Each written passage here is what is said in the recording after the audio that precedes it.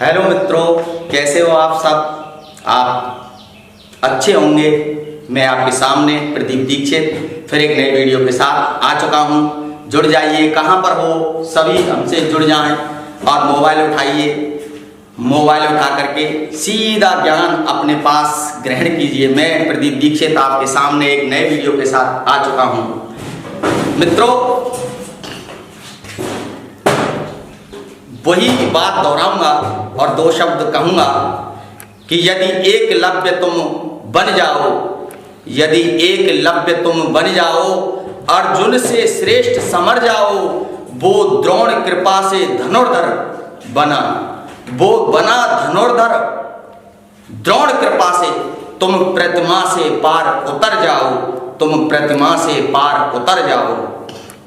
कुछ पादप सिंचित छांव में, कुछ पादप सिंचित छांव में सहज भाव तुम लाते हैं, और कुछ गुरु आश्रय खड़े हुए मरुभूमि में भी हरियाते हैं। कुछ खड़े गुरु आश्रय मरुभूमि में हरियाते हैं। जी दोस्तों, अर्जुन के पास गुरु द्रोणाचार्य का आशीर्वाद था तो वो श्रेष्ठ धनुर्धर भी बना, लेकिन उस जंगल में रहने वाले भील पुत्र के पास गुरु का सानिध्य भी नहीं था। वो गुरु के बिना सानिध्य के एक प्रतिमा की पाषाण, एक मिट्टी की प्रतिमा को ही गुरु बना करके और उसकी छांव में अर्जुन से श्रेष्ठ धनुर्धारी बन सकता है, तो आप दूर बैठे हम गुरुओं से जुड़ करके क्या ज्ञान प्राप्त नहीं कर सकते? अगर आप में ज्ञान प्राप्त करने का जुनून है, जिद है और आप चाहते हो सफल होना, तो आप अपने घर पर बैठकर भी और हमसे जुड़कर भी एक गुरु की प्रतिमा को इस मोबाइल में देखकर भी आप श्रेष्ठ ज्ञानी और अपने लक्ष्य तक पहुंच सकते हो। जी हाँ दोस्तों, कहीं नहीं जाइए। जब एकलव्य जंगल में गुरु की प्रतिमा से तर सकता है, तो आपके पास तो ये आधुनिक टेक्नोलॉजी में बोलते हुए गुरु सामने प्रस्तुत हैं। तो धैर्य रखिए और सोशल डिस्टेंसिंग अपनाते हुए जुड़ जाइए हमारे साथ एक नए वीडियो के साथ। हम आज फिर आपके सामने हाजिर हो गए विश्व की प्रमुख जनजातियां। मित्रों,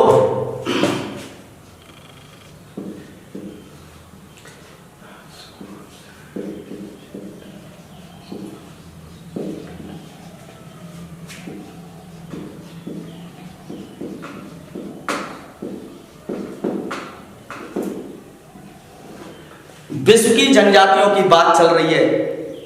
आज हम बताएंगे आपको विश्व की ऐसी कौन सी जनजाति है जो चमगादड़ों को पकड़ पकड़ करके खा जाती है।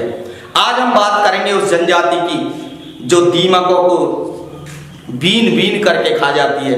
आज हम बात करेंगे ऐसी जनजाति जो एक बार में और एक व्यक्ति आधी भेड़ को अकेला ही खा जाता है। आज हम बात करेंगे ऐसी जनजाति के बारे में जो जंगलों में कठोर तापमान में नंगे पैरों मीलों की यात्रा तय करती है।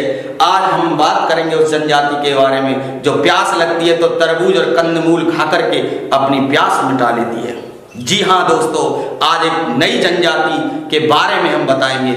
आपको बताएंगे ऐसी कौन सी जनजाति है जिसकी महिलाएं अकाल और ग्रीष्म ऋतु की कठोर ऋतु आने से पहले गर्भ धारण करना बंद कर देती हैं। हम आपको बताएंगे कौन सी कहानी ऐसी है, कौन सी जनजाति ऐसी है जो भूत प्रेत आत्माओं में विश्वास करती है।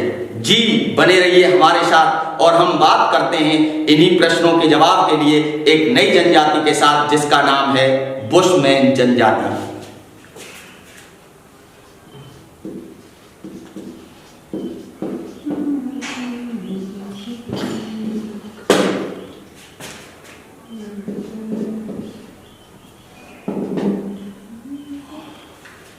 दोस्तों, बुशमैन जनजाति अफ्रीका विभिन्नताओं वाला महाद्वीप है। चारों तरफ जहां एक ओर सघन जंगल है, वन है, कठोर वातावरण है, और वहीं दूसरी ओर वह मरुस्थलीय क्षेत्र भी है जहां पर ग्रीष्म काल में तापमान 40 डिग्री को भी पार कर जाता है।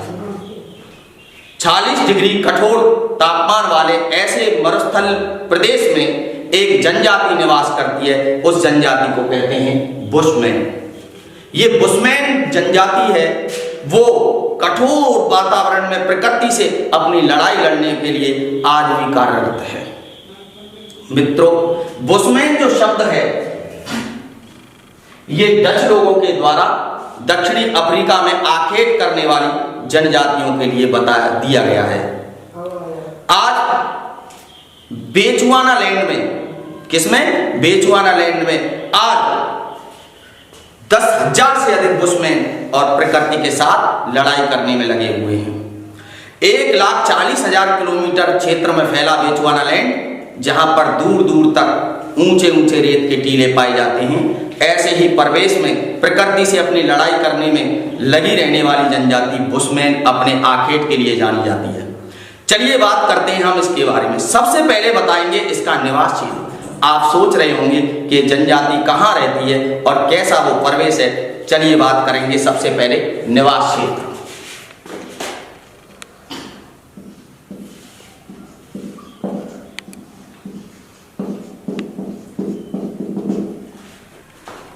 दोस्तों, ये अफ्रीका है। ये अफ्रीका है और अफ्रीका का ये जो भाग है 18 डिग्री से लेकर के 18 डिग्री दक्षिणी अक्षांश से लेकर के और 24 डिग्री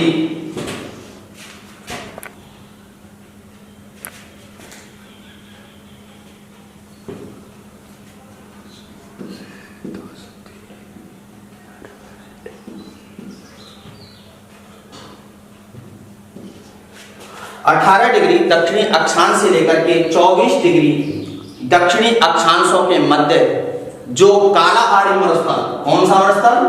कालाहारी। दक्षिण अफ्रीका में कालाहारी मरुस्थल, कालाहारी मरुस्थल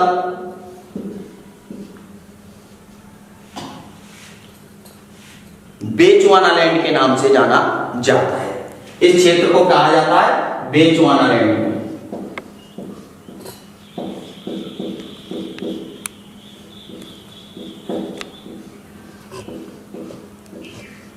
दोस्तों, परीक्षाओं में कई बार पूछा जाता है बेचुआनालैंड किन अक्षांशों के मध्य स्थित है।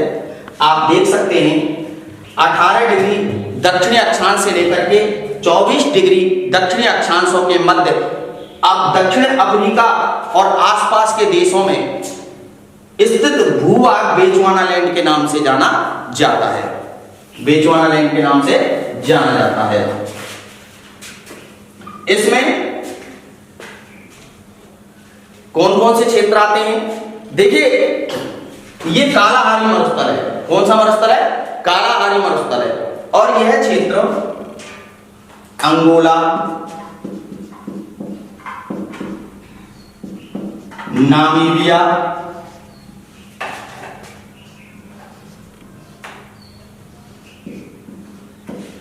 दक्षिणी अफ्रीका,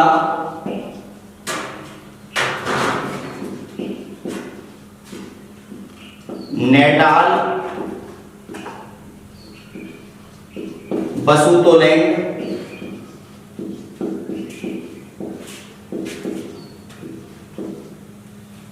दोस्तों नेटाल है, नेटाल, बसुतोलैंड आदि क्षेत्रों में फैला हुआ है, जहां गर्मियों में टेम्परेचर 45.5 डिग्री सेंटीग्रेड से भी ऊपर हो जाता है और रात को टेम्परेचर 6 डिग्री सेल्सियस से भी कम हो जाता है।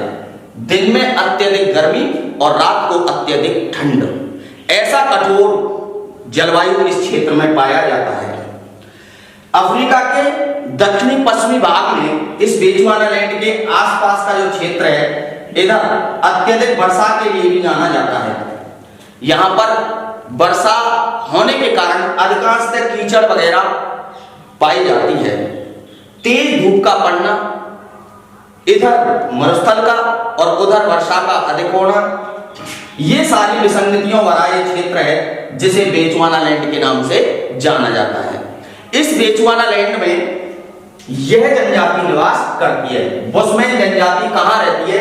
अंगोला, नामीबिया, दक्षिणी अफ्रीका, नेटाल, बसुतोलैंड आदि क्षेत्रों में ये जनजाति निवास करती है।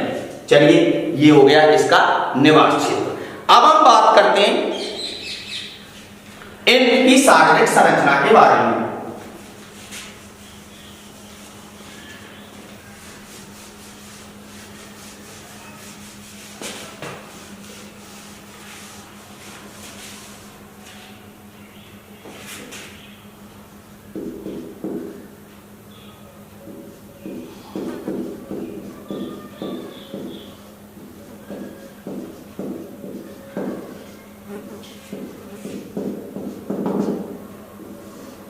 बुशमैन जनजाति के लोग देखने में कैसे लगते हैं? बात करते हैं। इनका जो कद होता है नाटा होता है, 5 फीट का होता है और महिलाएं तो और भी कम कद की होती हैं। रंग काला होता है, बाल एकदम छल्ले जैसे होते हैं, जो एक ब्रश जैसे नजर आते हैं। वैसे ही याद करने के लिए आपको ट्रिक दे रहा हूं। और छल्ले जैसे बाल वाली ये काला रंग और कद है वो 5 फीट का होता है। ऐसी इनकी शारीरिक बनावट होती है। कद 5 फीट, रंग काला होता है और जो चेहरा है वो अंदर की तरफ धंसा हुआ रहता है। उभरा हुआ नहीं होता, धंसा हुआ होता है। चेहरा धंसा हुआ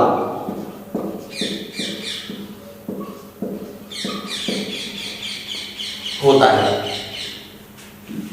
छोटा कद होता है। स्त्रियां तो और भी छोटे कद की होती हैं।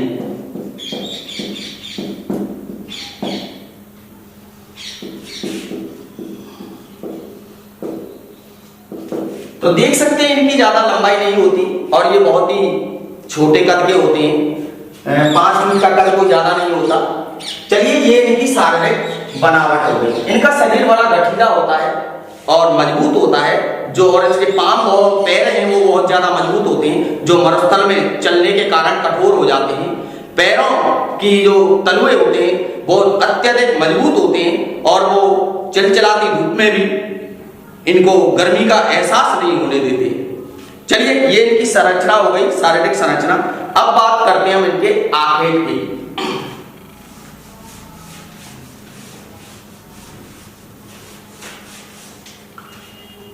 आखेट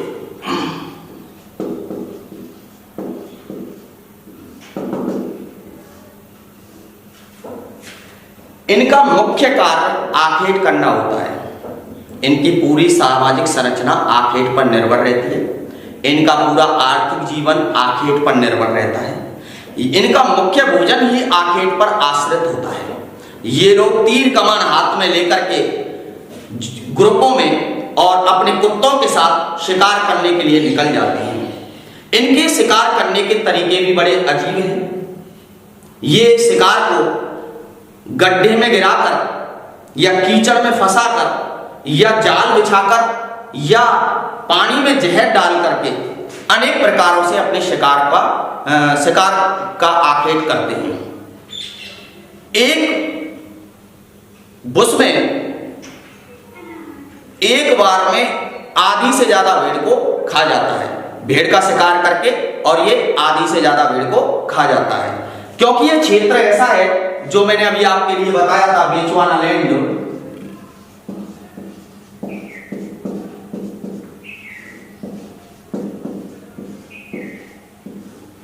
यहां पर अनेक प्रकार के जीव जंतु पाए जाते हैं। इस क्षेत्र में आप देख सकते हैं हाथी भी पाए जाते हैं।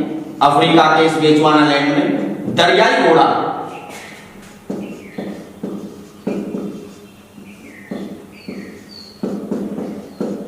शुतुरमुर्ग, अभी बताऊंगा मैं आपको शुतुरमुर्ग से इनका क्या रिलेशन है। इनका सबसे फेवरेट जो पक्षी है, वो जीव है, वो शुतुरमुर्ग है। और मैं बताऊंगा अभी आपके लिए हाथी, दरियाई घोड़ा, शुतुरमुर्ग, गेंडा, खरगोश,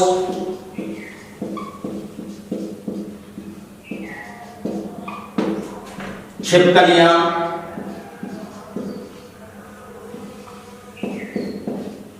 चमगादड़,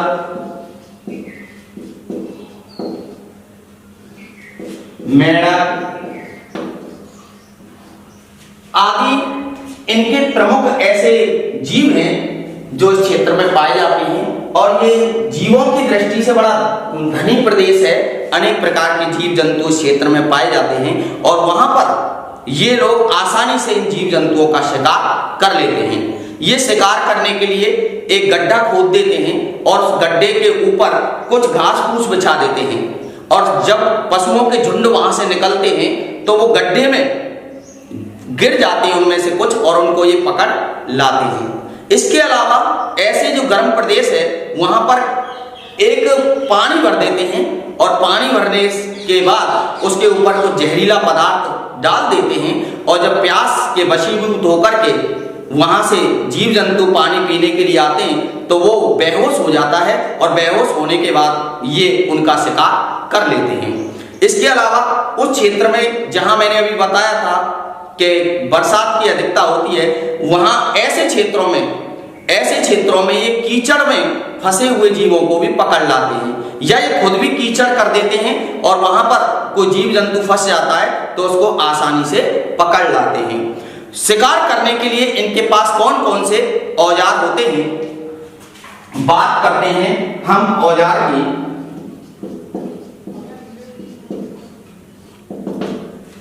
इनके पास भाला होता है, नुकीला भाला। इनके पास विष से बुझे हुए तीर होते हैं, विष बुझे हुए तीर।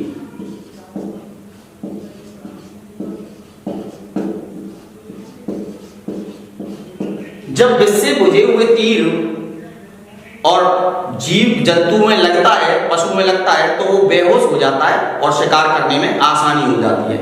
इसके अलावा ये तीरों को नुकीला करने के लिए शुतुरमुर्ग की हड्डियों को, पैरों की जो हड्डियां होती है शुतुरमुर्ग की बड़ी नुकीली होती हैं, उनको घिस घिस करके ये उनको नुकीला बना लेते और नुकीला बन करके तीर के अग्रभाग पर लगा देते हैं। नुकीले तीर,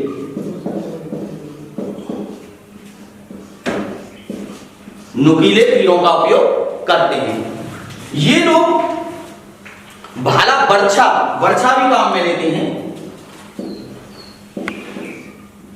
बर्छा भी काम में लेते हैं। भाला है, विष बुझे हुए तीर हैं, नुकीला है, तीर कमान है, नुकीले तीर हैं, बर्छा है, तीर कमान है, इन सब का ये उपयोग करते हैं।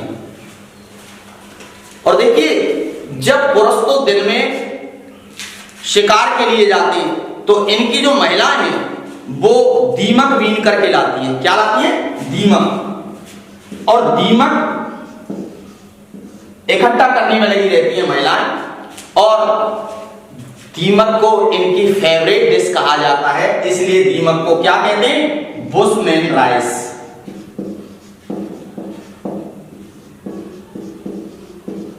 जी हाँ दोस्तों, आपको राइस पसंद होंगे खाने में, हर किसी को होते हैं। तो इनका जो बुशमैन राइस है, चावल है, जिस प्रकार हमें चावल पसंद है उसी प्रकार बुशमैन का सबसे फेवरेट डिश कौन सी है? दीमक। ये लोग दीमक इकट्ठी करते हैं और उनको चावलों की तरह खाते हैं। इनकी महिलाएं चींटियों के अंडे इकट्ठा करने में लगी रहती हैं, जंगलों में जाकर के शहद इकट्ठा करती हैं। और आपने देखा होगा डिस्कवरी और नेशनल ज्योग्राफी चैनल पर बहुत बार, अनेकों बार ये दिखाया जाता है बुशमैन लोगों को शिकार करते हुए। और वहां पर हम देख सकते हैं किस प्रकार बुशमैन शिकार करते हैं, किस प्रकार वहां पर चमगादड़ों को पकड़ करके वो खा जाते हैं, किस प्रकार वो चींटियों को और कीड़े मकोड़ों को पकड़ लेते हैं और बिना पकाए ही कच्चा खा जाते हैं। तो ये बहुत ही एक ऐसी जनजाति है जो बिल्कुल प्रकृति पर आधारित है और इनका प्रमुख जो भोजन है वो आखेट है। इसके बाद अपन बात करते हैं इनके, इसके अलावा ये कंदमूल फल भी खाते हैं। क्या खाते हैं? कंदमूल फल। कंदमूल, फल, जड़बेर। हमारे यहाँ पर जिसको झाड़ी बेर कहते हैं, छोटे छोटे बेर आते हैं, वो भी इनको बहुत ज्यादा पसंद है। महिलाएं अक्सर इन्हीं कामों में लगी रहती हैं। पुरुष यहाँ पर बड़े शिकार करने में लगी रहती हैं, महिला वहीं पर भोजन इकट्ठे करने के लिए छोटे जीव जंतु, झाड़ी बेर, शहद, मधुमक्खियां, इनको इकट्ठा करने में लगी रहती है। ये इनके औजारों के साथ साथ हमने किसकी बात की? भोजन की बात की। ये इनका भोजन है।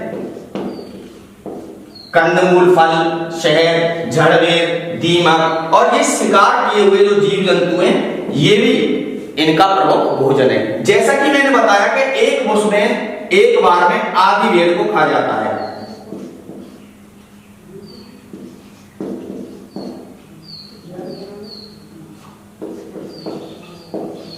परीक्षाओं में कई बार पूछा जाता है, ऐसी कौन सी जनजाति है जिसमें व्यक्ति को भूख अधिक लगती है और वो एक व्यक्ति एक बार में आधी से ज्यादा भेड़ को खा जाता है? जी हाँ, बुशमैन जनजाति है।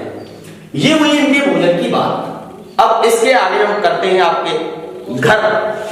आखिर इनका घर कैसा होता है?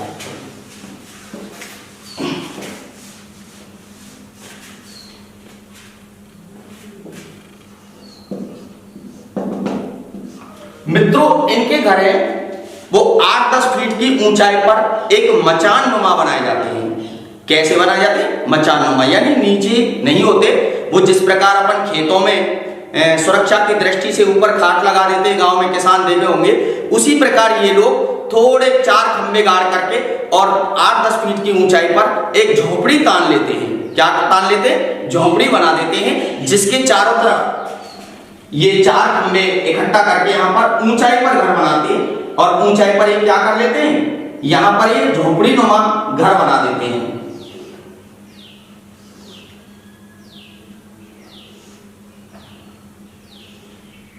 और घर का जो दरवाजा होता है बहुत ही छोटा होता है। घर का दरवाजा है वो बहुत छोटा होता है और जो इनकी सुरक्षा की दृष्टि से रखा जाता है। ऊंचाई पर बनाते हैं, नीचे खंबे गाड़ करके ऊंचाई पर बनाते हैं घर। झोपड़ी नुमा घर होता है जो सुरक्षा की दृष्टि से बहुत ज्यादा अच्छा माना जाता है, जो जीव जंतुओं को ऊपर चढ़ने से रोकता है। इसके अलावा इनका जो घर है वो घास फूस की दीवारों से बना होता है। ऊपर भी एक छान जैसे कहते हैं वो बनी रहती है, घास लगी रहती है, जो इनके लिए बहुत ही ठंडक प्रदान करने वाली होती है। इसके अलावा अपन बात करते हैं इनके वस्त्रों की। आखिर ये कपड़े कैसे पहनते हैं?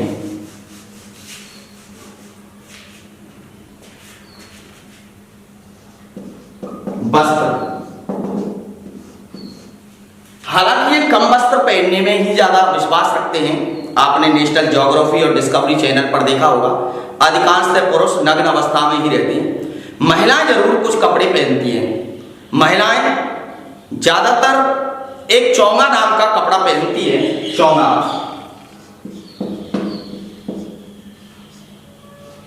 और वो चोंगा ऐसा होता है जो इनके शरीर को भी ढक लेता है और उसके साथ साथ इनके बच्चों को भी उसमें रख लिया जाता है और कुछ खाने पीने की चीजें भी ये उसी वस्त्र में रख लेती हैं। तो चोंगा बहुत ज्यादा मोस्ट होता है इनका वस्त्रों में, जिसे क्रॉस कहते हैं। क्या कहते हैं? क्रॉस।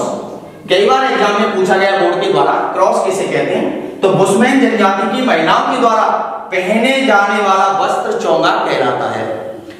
महिलाएं एप्रिन भी पहनती है। एप्रिन जो चमड़े का बना होता है और आगे और पीछे दोनों तरफ एक सलवार की तरह वो रहता है और वो एप्रिन कहलाता है। क्या कहलाता है? एप्रिन। पुरुष है वो तिकोनी लंगोटी पहनते हैं। पुरुष हैं वो तिकोनी लंगोट पहनते हैं।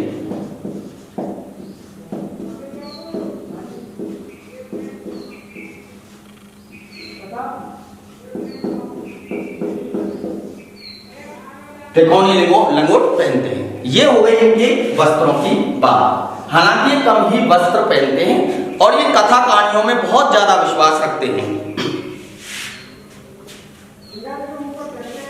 चलो बात करते हैं इनके सामाजिक परिवेश की।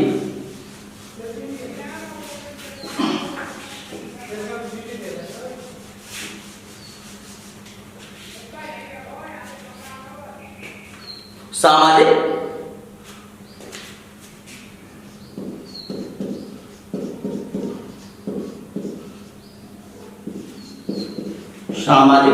परिवेश। सामाजिक परिवेश में हम बताएंगे आपको कि कैसा इनका समाज होता है। इनके विवाह अलग प्रकार के होते हैं और वो कैसे होते हैं, दलों में होते हैं। ये क्या ग्रुपों में रहना पसंद करते हैं और एक रक्त संबंधों पर आधारित जो दल होता है, एक ही फैमिली मेंबर होते हैं, एक ग्रुप में एक ही रिलेशन के लोग रहते हैं और दूसरे ग्रुप में दूसरे रिलेशन के रहते हैं। तो इनके जो दल होते हैं वो रक्त संबंधित होते हैं और हमेशा जो विवाह है वो दूसरे ही ग्रुप के महिला या पुरुष के द्वारा किया जाता है। यानी आपसी संबंधों में विवाह नहीं किया जाता और दूसरे ग्रुप के द्वारा ही विवाह किया जाता है। अलग ग्रुप में या अलग दल के द्वारा विवाह किया जाता है।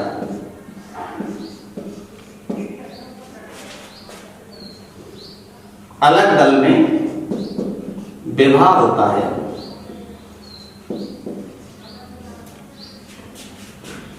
और पितृवंशीय परिवार प्रथा पाई जाती है। पुरुषों की ज्यादातर मान्यता होती है, पुरुषों के आदेश ही मान्य होते हैं। इसके अलावा महिलाएं बड़ी कार्यशील होती हैं, वो पुरुषों का हर काम करने में अपना हाथ बांटती हैं और उनका सहयोग करती रहती हैं। चलिए, विवाह की बात हो गई, इनके सामाजिक परिवेश की बात हो गई। अब अपन बात करते हैं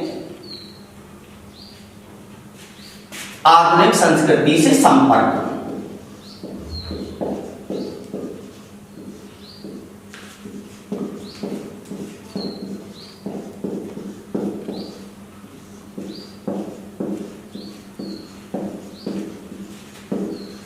आधुनिक संस्कृति से संपर्क।